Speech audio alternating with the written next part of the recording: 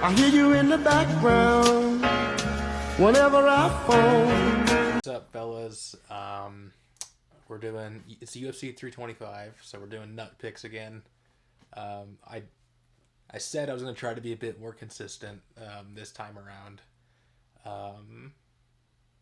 But yeah, it should be a decent card. We got like the road to the UFC for like the first 4 or 5 fights. So I did a little research on some of these guys. I was already familiar with Tao and Nakamura. I kind of know about this guy, but I did my research. I actually did my research for once, which is a little bad to say because I really should be doing it all the time. But yeah, good card. We got a good main event, a good co-main event. People want to bitch about the main event. I'm okay with it because I think Lopes is sick, and at the same time, you have Masvidal bitching about not getting a title shot, hasn't fought in well over a year. You have Lerone Murphy, who beat unranked Aaron Pico. I don't care for short notice. This is Aaron Pico, who's been fucking colded by Bellator guys. I don't really care. And then, I honestly, if we really want to go off, merit, I honestly feel, this might sound fucking retarded, but I honestly feel like Aljamain Sterling is more deserving of a title shot than fucking Lerone. Lerone beat Aaron Pico. Aaron Pico he has not been proven to be, UFC talent whatsoever. And he was winning the round before he fucking ate shit. I also could just be a hater because, some of you guys probably know about the beef between me and Lerone. Lerone Murphy blocked me within, an hour of knowing my existence on Instagram. So I don't really like Lerone. I think Masvidal's not very deserving. We're not going to put fucking Yair in there. So yeah, I'm okay with the Lopes title shot. A lot of people aren't. And I have a weird take on the main event, so let's just start now and we'll talk about it later. Aaron Tao versus Namsarai Batbayar. I believe I'm going to take Batbayar. Aaron Tao's good, and he's going to have the home crowd behind him, so that makes me a little nervous because maybe he'll really be feeling himself, wants to get in there and get a bit or win a huge statement in front of his home crowd, or kind of his home crowd. He's New Zealand, but I believe he trains out of city kickboxing. But I feel like Batbayar, I believe, I don't fucking know. From what I've seen of him, I think he's a bit more well-rounded. And Aaron Tao has struggled with grappling. He got his ass whooped by Elijah Smith. And Elijah Smith is good. He got the Rampage powerbomb a few months ago. But I feel like Batbayar is the fact that it's been exposed that Tao's got some grappling deficiencies, that makes me feel like Batbayar is gonna exploit that, and I can see a Batbayar decision here.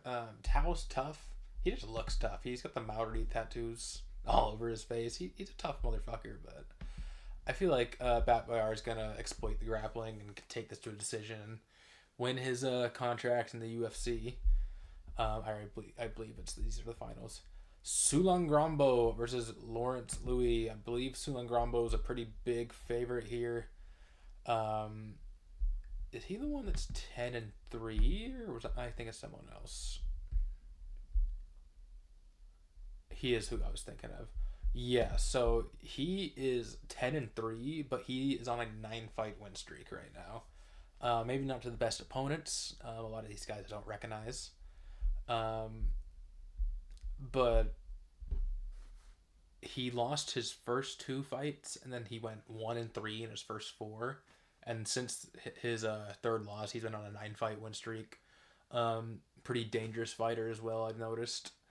I'm gonna take him over Lawrence Louis. I believe he will be fighting in front of his home crowd. Yeah, I think he might be someone else.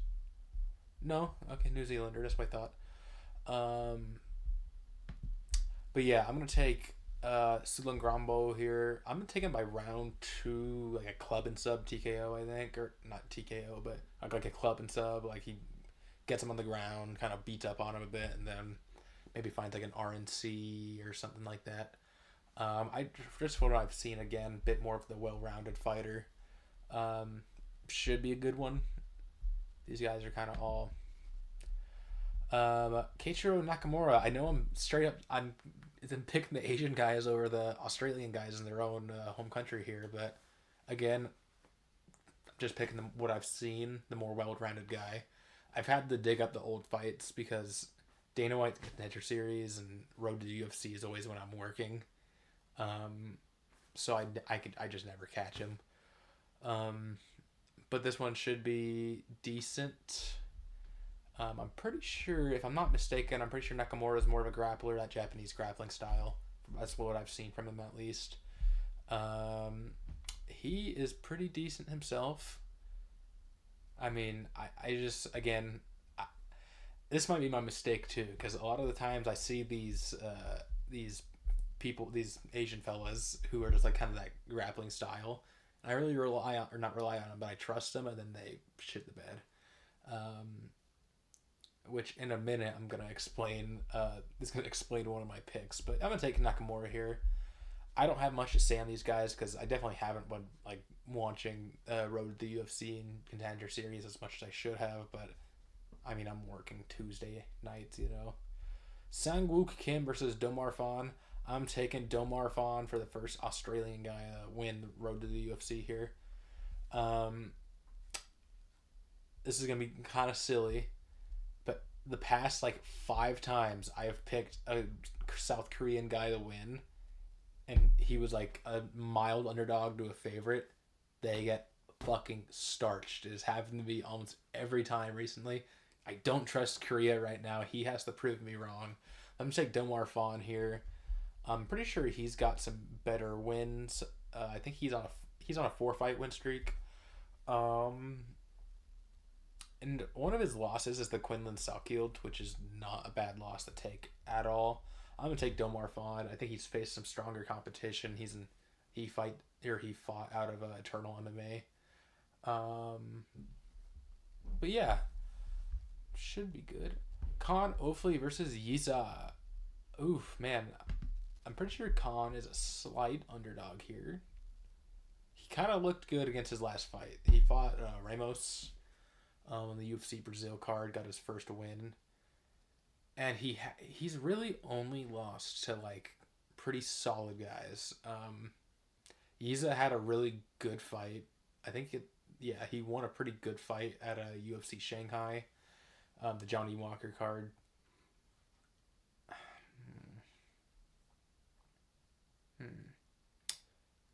I kind of want to take the Khan underdog money. I believe it's an underdog. Yeah. I don't know, but Yiza really, he was in a pretty good brawl. I'm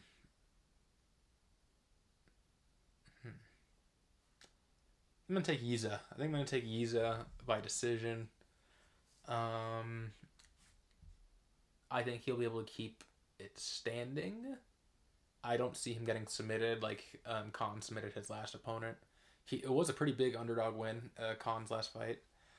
I think Yiza will be able to turn this into a pretty scrappy brawl, and I think he'll win about a feet there, maybe like a 29-28, 29-28, 30-27 decision. This one will be a good one. Yiza's pretty dang scrappy. He's fought some pretty good guys, if I'm not mistaken. And Khan has 2, actually. He's only lost to Myron Santos and Mohamed Naimov, who are both not bad at all.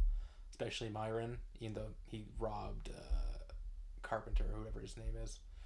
This one's a hard one for me. Jonathan Mikhailov versus Oban Elliott. Mikhailov. Forgive me if I'm pronouncing that wrong.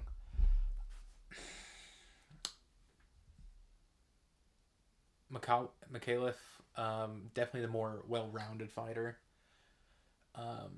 He does struggle when he can't get fights to the ground. He's definitely a bit more primarily a grappler, but he's decently slick on the feet. But I don't think he's too great from a distance. He kind of has to get a little closer in, I've noticed, but he's got some pretty slick kicks. Open Elliott is the better striker here, in my opinion. But I do think Jonathan will be able to get this to the ground. And with Oben's last fight, he, the Korean Mike Tyson, whatever the hell his name is, which is very funny. He's like, they call him the Korean Mike Tyson because both of his fights in the UFC so far have been dreadful wet blanket fest. But I think McAuliffe will find, or more or less, he'll get it to the ground. These guys are pretty even in size. He's got long arms. He got 5-inch reach advantage. I don't like picking against Oben Elliott, and this is a pretty close one. I think the odds indicate that as well. I think it's about a split odds. Yeah, just very mild favorite for Jonathan. I'm gonna take him by decision to a late TKO. Like maybe he finds him in mount. Gets the TKO in round 3 or late round 2. I'll root for Elliott. I like Open Elliott. I think he's a fun prospect, but he got exposed really bad in his last fight. His opponent was on like a week or two's notice, and he got absolutely smoked as like a think plus or a minus 500, 400 favorite. I'll take Jonathan on this one, unfortunately. Jacob Malkoun versus Torres Finney. I am shocked that Jacob Malkoun is a favorite here. He's a mild favorite, but he is still a favorite. Don't get me wrong, Torres Finney looked like shit in his last fight. He will get cut from the UFC if he fights like that again. I hope he knows that, or else he is done for. Like, the UFC just cut Renat Fakhretdinov and Renat just had an actually like somewhat fun fight, but most of his fights have been terrible. And they will, I mark my words, they will cut Torres Finney if he does not have any inclination to finish this fight. But I will pick Torres to win this fight. I'm a little surprised Jacob Malkoun is a favorite here. Hasn't fought in a year and a half. It's November 2024. He won. He technically has a loss to Cody Brundage, who's later up this card. Which, how the fuck is Cody Brundage keep finding himself on pay-per-views, dude? It's fucking... This dude was on like the main card of UFC 300, or like close to the main card. So Jacob Malkoun actually has a DQ loss to Cody Brundage. I think Torres Finney, and by the way, both these guys are pretty small for middleweight, 5'9", 5'8". I'm 5'7", and I mean, Torres is more jacked than I am, that's for sure. But I think Torres is going to be able to abuse the grappling he usually can. But however, I can totally see the refs going into the fight knowing Torres is going to. I just got deja vu. I know for a fact, like, the refs are going into this fight, with kind of the pre-existing notion that Torres is just gonna abuse the cage, like just hugging him against the cage or not doing anything. Torres landed the least amount of strikes in a 15-minute fight. His last go in the octagon. The refs will find a way to fuck him over if he tries to do that shit again. So I can totally see it where they just split Torres and Jacob up every single time, and then Jacob ends up getting a good TKO, or he ends up dominating on the feet or something like that, because I do think he's the better striker. But I'll take Torres in this one. I'll take the underdog here. Weird underdog. I could be proven wrong here. Maybe Malkoun will come back sharp, but I just don't see it. I personally don't. Cam Roston versus Cody Brundage. We were just talking about him. Cody didn't look great his last fight, and he lost to Bakonico, which, to be fair, Bakonico's not that bad. He was actually 2-up against that Sirsaikaev guy. I don't like Sirsaikaev. I think he's obnoxious. I think he's going to lose this fight by TKO in the second round to Cam Roston.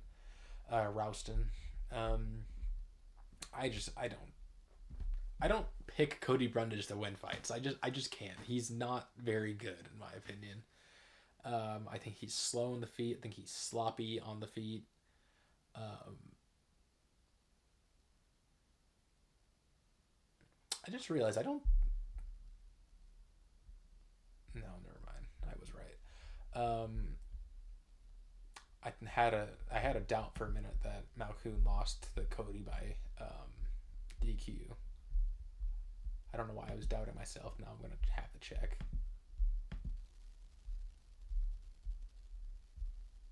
Okay, I was right. Yeah, that's what I thought. Anyways, yeah, I'm taking Cody Brundage to lose by TKO in the first or second round. I think he's a little chinny. He got wobbled by Meconico a few times. It's Cody Brundage. I don't think I have to explain myself much there. Billy Elikana versus Junior Tafa. I am big on Billy Elikana. Um, I thought he looked really good in his like days notice debut against um, Guskov. He was on Guskov's back like an entire round. Looked really solid in his last fight. I think he won it by, I guess it was like a weird submission, where like the stoppage wasn't bad. It was just kind of odd. And I think Junior Tafa, I'm one of the last people who like the Tafa Bros. But if you can't beat fucking Tukos or Taco Tukos, you're not beating Billy. I think Billy Elikana is way better than Tuco Tacos. I think he's way more slick in the grappling department. I think he's a little bit better of a striker, even. No, way better of a striker, actually. Tacos is pretty damn bad on the feet. Yeah, I'm taking Billy Elikana here. I don't think I have to explain myself here. Like, Junior Tafa is just kind of shit. The Tafa Bros are shit, and I like them, but they're shit. His most recent win is Sean Sharaf, and even then he got grapple fucked for the first round. I think Billy Elikana, first round, second round submission, like gets to the back, gets a rear naked choke. Easy night in the office for him. $25,000 bonus for finishes now, so I think he'll really look for the finish in this one because I think it's very live. I think this fight will not last over 2.5 rounds, maybe even 1.5. Quinlan Salkield versus Jamie Malarkey. People like Jamie Malarkey because he's like a kind of a meme on Instagram. Why won't it open? It's not opening for me. Anyways, Quinlan Salkield by fucking destruction. Jamie Malarkey barely won his last fight. He won the first 2 rounds and lost the third really bad. It really could have been different judges. It could have been a 10-8. He didn't. He's super chinny. Dude's been starched cold by Volkanovski at Eternal MMA. He's got a little bit of power, and he's decent technically, but his chin can never hold up, and he always seems to be dropping his hands and getting starched. It's every other fight he is getting starched. I'm taking Quinlan Salkield by first or second round knockout. I think Salkield I thought it was a little weird that they gave him Rongju initially. I was like, maybe why don't we give him like a, maybe a Roofy or someone kind of around there, Maybe he beat Nasrat, who was like right up. I think he was like 16 or 18 in the division, right outside the rankings. And he beat him in the first round with an absolute fucking destruction of a KO. Nasrat's really good.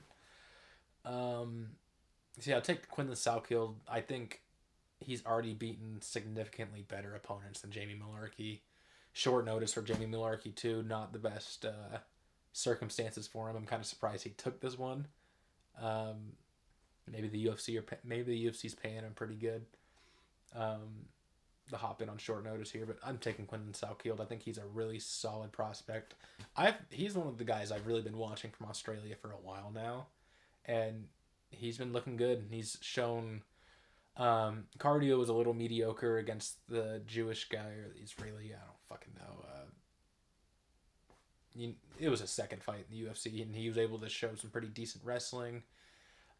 Show that he has stupid power with Nasrat and Jubilee. I think he'll starch Jamie Malarkey here. Tai Tuivasa, everyone's favorite fat body. He's losing. Although I think this is a bit more of a winnable fight for him than the others, all things considered. I think Ty just needs to go to fucking bare knuckle. Taliesin's actually got some submissions on his resume, if I'm not mistaken. Both these guys are coming off losses. I think Taliesin's gonna fight. I think he come on, it's Ty Tuivasa. He's on a 5-fight losing streak. Taliesin just took his first loss, looking to bounce back. I don't see Ty winning this one. This is one I don't have to explain. I don't think. He could land some sloppy bullshit overhand and get Taliesin, kind of like how Derek hit Taliesin with a hook. I feel like Taliesin was way in over his head his last fight. I picked him to beat Derek, and then I got embarrassed. I think he probably learned a lesson to be a bit more defensively responsible, and he'll definitely know that with another power puncher like Ty. So I'm going to take Taliesin. I think he's going to knock him out in the second or third round. I think he'll survive the first, and then I think Taliesin will kind of pick him apart at range, wobble him at one point, and then probably take him out after having outstriking Ty for a few rounds. After this, I think Ty either retires in front of Australia or he gets cut. I don't think they're going to let Ty roll in on 6 losses in a row. Unfortunately, I like him and I like the shoey shtick. This dude could have been fighting John Jones if he had better finishing instinct. Ooh, good one. Rafael Fiziev versus Mauricio Rufy. I think Fiziev's another mild favorite here. Man. I could see with John bouncing back recently, and I know for a fact that Mauricio actually switched gyms. He's not like an official fighting nerd anymore.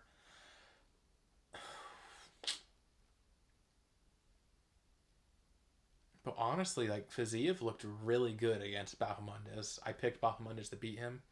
He actually showed some decent grappling against a decent grappler in Bahamondes. Bahamondes has a lot of good submissions off his back, and he controlled Bahamondes very well, despite being significantly smaller.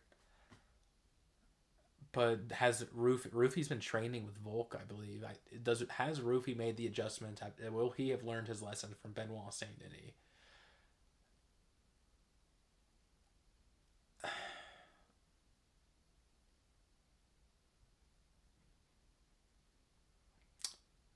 This is a hard one because I feel like I don't know if he's made that much. Like he looked bad against Benoit.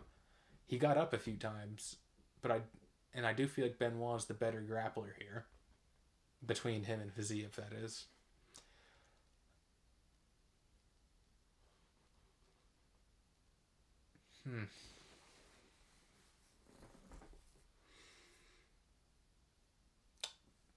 But should these guys choose to stand with each other? Who do I think is better? I honestly think it might be Fiziev. Rufy's definitely flashier. He's got some power to him, but so does Fiziev. Fiziev's had 2 pretty close fights with Gaethje. I'm gonna take Rafael Fiziev by decision here. Fuck it. I think if he wants to, he can take it to the ground. Probably won't.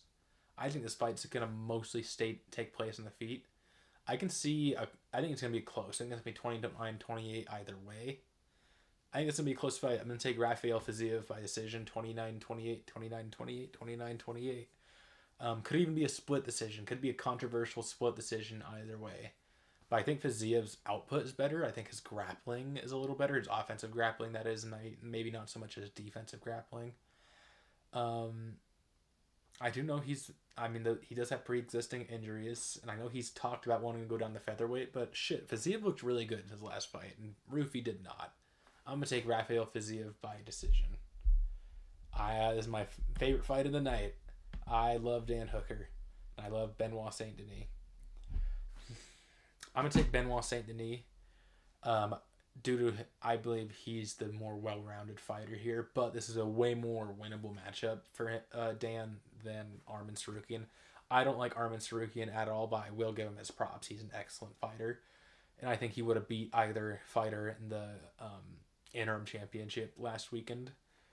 I'm gonna take Benoit Saint Denis here. I think Dan Hooker might have a slight advantage on the feet. I think he can use his range a little better, but I think Benoit's gonna make it really scrappy. I think he's gonna mix in takedowns, mix in ground and pound. I'm pretty sure this is a 3-rounder too, which probably benefits Benoit simply due to the fact that he hasn't been in a 5-rounder. More or less he has been, but the fights didn't go past the second round. I'm gonna take Benoit Saint Denis here. I think he's a pretty good. I think he's just been looking excellent. I think he's sort of redeemed himself from his pretty bad losses. Honestly, he very well. I think in a rematch he would probably beat Moicano. I think what screwed him over so bad was just how bad that he started the first round. Had he not thrown that kick, and this is a big what if, obviously. I actually picked Renato to win that fight too. I believe I did at least. But anyways, had he not had that kick caught, he very well could have picked apart Renato on the feet and avoid that damage that caused the doctor stoppage.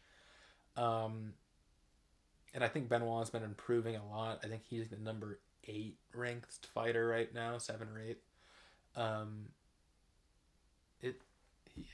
He might actually even be 6th now, right? Anyways, Benoit Saint Denis, I'm going to take him by decision. 30-27, 30-27, 29-28. I think he's going to dominate Dan Hooker. Not dominate. I think it'll get really scrappy. I think there's going to be a moment where Dan Hooker really puts him in trouble, and then Benoit maybe shoots a takedown and recovers. I think this is the fight I'm most excited for tonight. Or of the night, rather. Not tonight. This is a Monday. I'm excited for this one. I think this will be a great fight. And to the main event, we got Alexander Volkanovski versus Diego Lopes. The one that everyone has been bitching about.